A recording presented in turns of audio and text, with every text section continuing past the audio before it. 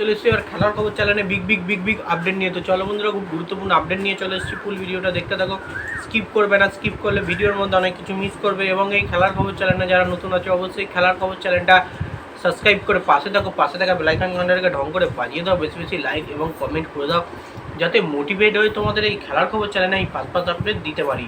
তো চলো বন্ধুরা, ফার্স্ট যে আপডেটটা নিয়ে কথা বলবো, খুব গুরুত্বপূর্ণ আপডেট তোমাদের শেয়ার করতে চলেছি ভিডিওর মধ্যে। তো ফার্স্ট আপডেটটাই হচ্ছে এমবিএসজি শিবিরের কোচ সার্জিও লোবেরাকে নিয়ে। তো সার্জিও লোবেরা স্যারকে নিয়ে যে আপডেটটা দেবো সেটা হচ্ছে সার্জিও লোবেরা শিবির কিন্তু বড় সুযোগ পেল, মানে এমবিএসজি শিবির কিন্তু বড় সুযোগ পেল। সেই কারণটাই কিন্তু হচ্ছে সার্জিও লোবেরার কিন্তু বড় সুযোগটা কি, কাল কিন্তু ইস্ট বেঙ্গলের সঙ্গে খেলা ছিল পাঞ্জাব এফসি।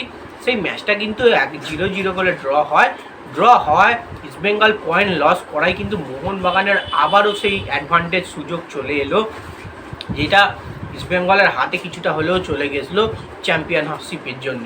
সেই চ্যাম্পিয়নশিপের অ্যাডভান্টেজ পুরোপুরি চলে এসছে মোহনবাগানের কাছে। সেই জিনিসটাকে পুরোপুরি কাজে লাগাতে হবে। এবং আজকে ইন্টারকাশি ম্যাচে কিন্তু সার্জিও লোবেরা ব্রিগেডকে দুর্দান্ত পারফরমেন্স করতে হবে। আশা রাখছি ইন্টারকাশিকে হারাবে আপাতত, এবং আমি ফলাফলে 2-0 গোল রাখছি। ইন্টারকাশিকে 2-0 গোলে মোহনবাগান হারিয়ে কিন্তু টেবিলের 1 নম্বরে চলে যাবে এবং বেসিক্যালি অ্যাডভান্টেজে থাকবে। তো এটাই আমি আশা রাখছি, কারণ ইন্টারকাশি যে খুব একটা হাইফাই টিম তা কিন্তু নয়। হ্যাঁ, তারাও কিন্তু স্ট্রং টিম, আইএসএলের মতো টুর্নামেন্টে অনেক ম্যাচেস জিতেছে। তো কোনো রকমই হালকা দেখলে চলবে না, সেটাই হচ্ছে সবথেকে বড় ব্যাপার। সার্জিও লোবেরা ব্রিগেডকে আজকে দেখে শুনে খেলতে হবে এবং জয় আনতে হবে। তো নেক্সট আপডেটটা নিয়ে যেটা নিয়ে কথা হলো, খুব গুরুত্বপূর্ণ আপডেট, সেটা হচ্ছে এমবিএসজি শিবিরের প্লেয়ার জেমি ম্যাকলারেনকে নিয়ে।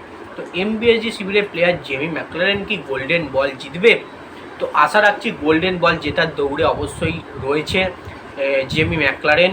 প্রায় তিনি 9টা গোল করে ফেলেছেন দলের হয়ে, এবং আশা রাখছি আজই ইন্টারকাশি ম্যাচে যদি তিনি 2টো বা 1টা গোল করে ফেলতে পারেন, তিনি কিন্তু গোল্ডেন বল জেতার দৌড়ে 1 নম্বরে চলে আসবেন। এবং হয়তো সিজন শেষে কিন্তু যদি চ্যাম্পিয়ন হয় মোহনবাগান, অবশ্যই গোল্ডেন বলটা বা গোল্ডেন বুটটা পেয়ে যাবে আমাদের জেমি ম্যাকলারেন। সে সবথেকে আইএসএলের দামি প্লেয়ার, সেটা সে প্রতি ম্যাচে প্রমাণ করছে এবং দলের হয়ে গোল করে দেখাচ্ছে যে সে অস্ট্রেলিয়ার সেরা প্লেয়ার এবং সবথেকে দামি প্লেয়ার। এ মরশুমে আইএসএল এসেছিল প্রায় 14 কোটি টাকা দিয়ে মোহনবাগান কিন্তু কিনেছিল। মরশুমে তার হয়তো মার্কেট ভ্যালু কিছুটা হলেও কমেছে, যেহেতু আইএসএল টুর্নামেন্টটা কম খরচার মধ্যে দিয়ে চলছে, সেই কারণে। তো যাই হোক, জেমি ম্যাকলারেনকে আজকের ম্যাচে সে অ্যাজ এ প্রফেশনাল স্ট্রাইকার হিসেবে খেলবে এবং তাকে গোল তো অবশ্যই করতে হবে দলের জন্যে। দেখা যাক কী করে। তো নেক্সট যে আপডেটটা নিয়ে কথা হলো সেটা হচ্ছে ইবিএফসি শিবিরের কোচ অস্কার ব্রুজন কিন্তু আবারও চলে গেল ছিটকে। তো লিখেছি ছিটকে গেল, বেসিক্যালি তোমরা ছিটকে গেল কেন লিখেছি, তো এমন একটা জায়গায় ইস্ট বেঙ্গল ছিল, কালকের ম্যাচটা ড্র করার পর তারা চ্যাম্পিয়নশিপ থেকে কিন্তু ছিটকে গেল। বেসিক্যালি খুব খারাপ যদি না মোহনবাগান খেলে, তাহলে ইন্টারকাশিকে মোহনবাগান হারাতে পারবে না বা ড্র করবে। মোহনবাগান যদি ইন্টারকাশিকে হারিয়ে দেয়, তাহলে মোহনবাগান এবং ইস্ট বেঙ্গল ম্যাচটা পড়ে রইল। সেই ম্যাচে যদি মোহনবাগান যে কোনো প্রকারে ড্র করতে পারে, ডার্বিটা জিততে তো হবেই, একটা সম্মানের লড়াই। যদি ম্যাচটা ড্র হয় কোনো কারণে, তাহলে কিন্তু মোহনবাগান 1 পয়েন্ট পেলেও কিন্তু সে ম্যাচটা জিতে চ্যাম্পিয়ন হয়ে যাবে।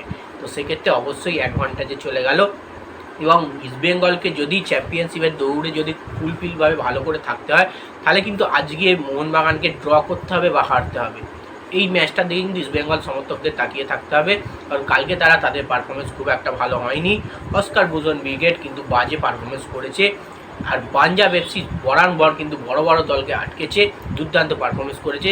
ইস্ট বেঙ্গল তার হোম গ্রাউন্ড সল্টলেক স্টেডিয়ামে কিন্তু ড্র করেছে 0-0 গোলে, একটিও গোল করতে কিন্তু পারেনি। ইস্ট বেঙ্গল সমর্থকদের মধ্যে কিন্তু একটা দুঃসংবাদের ব্যাপার। তো যাই হোক, নেক্সট এবং লাস্ট আপডেট যেটা নিয়ে কথা হলো সেটা হচ্ছে অ্যান্টোনিও লোপেস হাবাসকে নিয়ে দুঃসংবাদ, যেটা হচ্ছে আজকের ম্যাচে কিন্তু ইন্টারকাশি কোচের জায়গাটা পুরোপুরি ফাঁকা থাকবে, কারণ অ্যান্টোনিও লোপেস হাবাস থাকবেন না।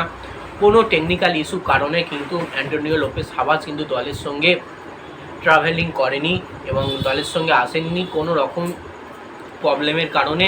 এবং আশা রাখছি আজকে মোহনবাগান এই কোচ লেস হাবাসকে নিয়ে প্রচুর পরিমাণে চিন্তায় ছিল এবং হাবাস আজকে দলে নেই, যেহেতু তার ট্যাকটিক্সও কিন্তু খুব একটা ভালো টিমের মধ্যে কাজ করবে না।